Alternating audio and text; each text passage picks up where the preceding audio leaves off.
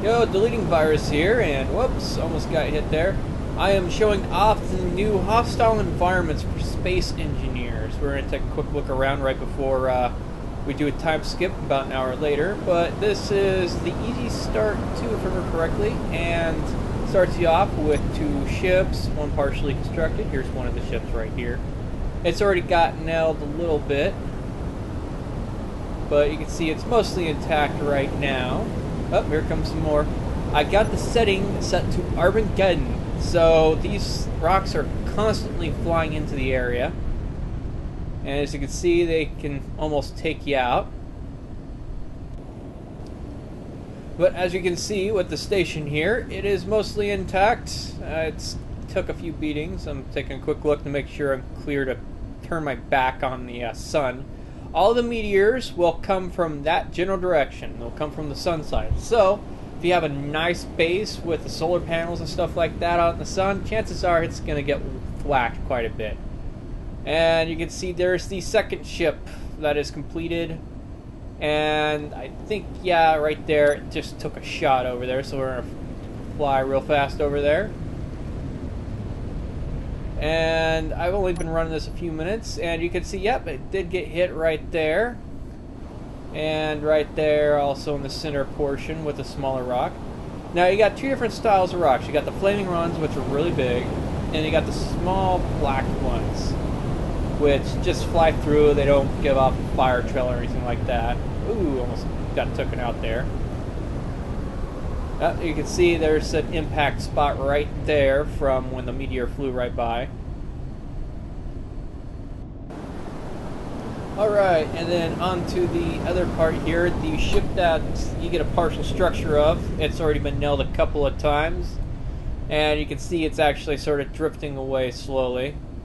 I actually watched this sucker get cut in half at one point, but you won't see it in the next part because it kept getting nailed with meteors and flying further and further away. And I wasn't going to try to stop it either. So let's go ahead and do a time skip about an hour later. Alright, it's about an hour later. As you can see, give it a sec here, freeze frame. That's just because there's a lot of stuff going on here. But as you can see, the red ship here took quite the beating in that hour. You can see a chunk is missing out of the side right there. And then the top part is just decimated. You can see right inside. So this makes for some interesting gameplay aspects if you leave stuff out in the open. The front's pretty well banged up too. It kept taking shots right there in the nose.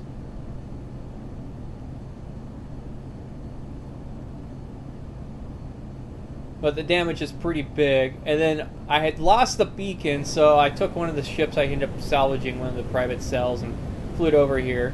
But you can see the landing platforms all busted up. There's parts of the walkway that are completely, almost totally unusable. You can see right inside right there on the upper floor. And you can just see the damage that this does after about an hour. You can actually see inside in some areas right here. See down the walkway and all that stuff. I'm staying in the ship mainly so this way it's a little bit harder to get killed with an instant thwack. Okay, backside. There's the capital ship or large ship docking spot there. And the walkway there took a couple of small hits from smaller rocks, not the big ones. Okay, let's take a look at the blue ship. Now this is fun. It's cut in half. It took off that center walkway, and then you can fly over here. Let's take a quick look inside. And yes, you can see inside the storage area there. Well, actually no, that part you could already see into. But you can see it's all messed up and just sort of hanging there.